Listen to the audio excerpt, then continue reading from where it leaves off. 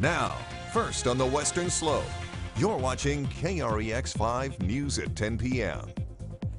Good evening and thanks for watching KREX 5 News at 10. I'm Jocelyn Stafford filling in for Lena Takata. Human-powered transportation is still going strong this Grand Valley Bike Month. And to push people to be active, St. Mary's Wellness Committee partnered with nonprofits Colorado Discoverability to put on the Handlebars for Health event. While learning how to ride a bike, our Cora Dickey got to see why it is important to be active.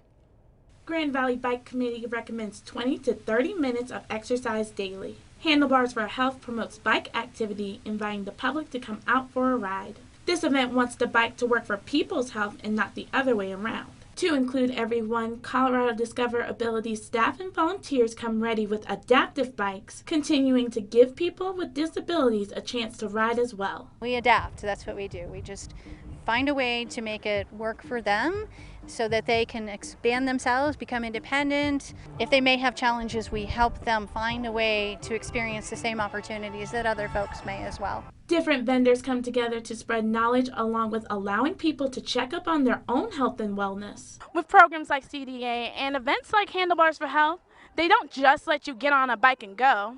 If it's your first time riding or first time in a while, they're going to be with you every pedal of the ride, making sure the bike is made for you. Doing any level of outdoor activity has helped the number of CDA volunteers become more active and even Olympians. What they want now is to keep the cycle going, helping others. If you ride a bike with CDA once a week, you could go home and ride a bike 2 or 3 times a week. So they are helping encourage exercise and motivation to help benefit your health. Grand Valley Bike Month goes throughout the month of May.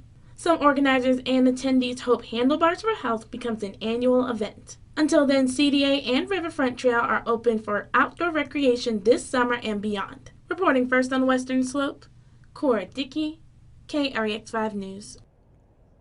For CMU's class of 2021, a long-awaited milestone has come to pass: graduation. The university splits commencement into 2 ceremonies so that every graduate can enjoy the celebration with family and friends. 2, 1.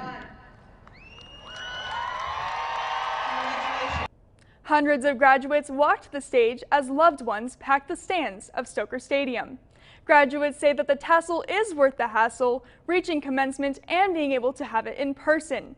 This year's commencement marks the last one with Tim Foster as CMU president. He and the now alumni have much to reflect on and appreciate during this special occasion. That accomplishment, all that hard work, and just the joy and excitement, and families getting to come down and see them and just celebrate, and you see just what a lively, fun mood it is. It's a great time, and I'll miss it. I feel like it was almost a silver lining to get to be in the nursing program during the pandemic. There were a lot of obstacles, but it also presented a lot of opportunities that I could make the best of and get a lot of great experience before hitting the field. For these graduates, the last semester's theme has been "The Future is Now." With degrees in hand, they turn to the next chapter of their lives. To all graduates, congratulations from KREX 5 News. Coronavirus cases, hospitalizations, and deaths nationwide have steadily dropped this week. And with that, life in America is starting to look a little more pre-pandemic. Michael George takes a look at how the nation is reopening. From the National Zoo in Washington, D.C. to a California amusement park, America's attractions are opening their doors wide to tourists. For the first time in nearly 20 months, some sections of Yankee Stadium were full, filled only with fans who are fully vaccinated. At first you're a little bit nervous, and then you're like, all right, we're all vaccinated. At Coors Stadium in Denver, vaccinated fans went maskless. I'm not sure if it feels normal yet. California officials now say the state will drop social distancing requirements starting June 15th.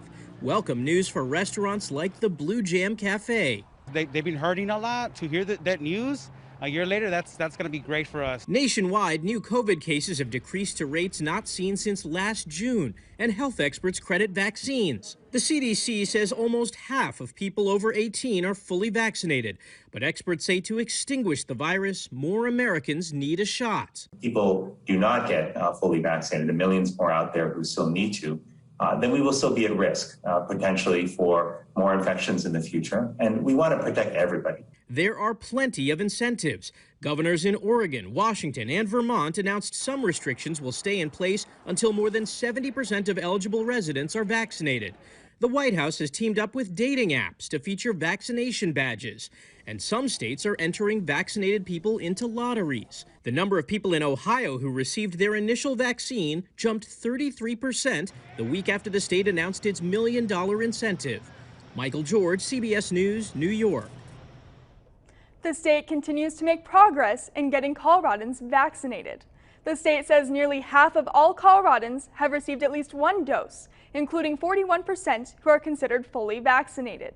And COVID-19 cases have been decreasing, but the percent of cases attributed to variants are steadily increasing. The state health department says vaccines are effective against all the variants circulating right now. New developments from D.C., the White House COVID response team is announcing most popular dating apps like Tinder, Hinge, and Bumble will now allow users to easily show they're vaccinated and have access to premium content. The COVID response teams say with restrictions lifting, they want to incentivize younger Americans to get vaccinated. What we are trying to do is make it as easy as possible, make it a little bit fun to get vaccinated. Officials say while the majority of seniors are vaccinated, roughly 60 million adults under the age of 40 are not. From the Capitol today, Governor Polis signing a law supporters hope will better protect animals in Colorado shelters. The new law only allows a shelter or rescue to get rid of an animal through adoption, returning them to their original owner, or transferring it to another shelter or rescue. The bill did receive bipartisan support from lawmakers and support from animal shelters across Colorado. After a year of working from home, many folks are now returning to the office. Denver Animal Protection has some advice to help pets adjust to being home alone again. First, create a routine for your pets. Keep them engaged to help them combat boredom, and always make sure your pet gets plenty of exercise. We also talked to the Dumb Friends League, and they say it might take some time, but pets will adjust. Leave for a few minutes at a time, start by extending it. So start with 5 minutes, 10 minutes, 15 minutes, and then, just come back inside. Try not to get too overwhelmed and excited, and let them adjust naturally. Experts also say it's important to look for signs and stress in your pet, and to talk to your vet if your animal's stress or anxiety gets worse. A few diversions at the Grand Junction Airport today. One Spirit airline flight flying from Fort Lauderdale to Denver was diverted to Grand Junction Regional Airport due to weather. Law enforcement got on the plane at the Grand Junction Regional Airport following a report of a passenger being verbally abusive. But no further action was taken, and the flight continued on to Denver. There were also 7 other planes diverted to Grand Junction today due to weather. We have new video capturing a scary scene near the town of Brush. A tornado touched down in the area at around 1:45 p.m. You can see the twister picking up dirt as it moved across the prairie earlier this afternoon.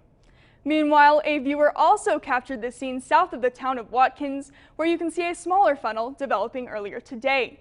We haven't received very many reports of damage, but these storms did lead to several tornado warnings across the state. Several of Colorado's most accurate forecasters saw these storms developing and knew they'd be dangerous. Stay with us, we've got your full weather forecast coming up in 60 seconds.